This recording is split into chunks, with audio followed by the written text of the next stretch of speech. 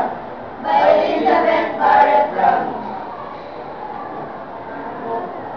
The little cares that threatened me, I lost them yesterday.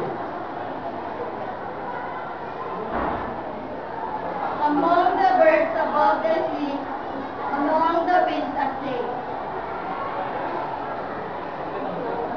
among the lowing of the herd, the rustling of the tree, among the singing of the birds, the humming of the bee.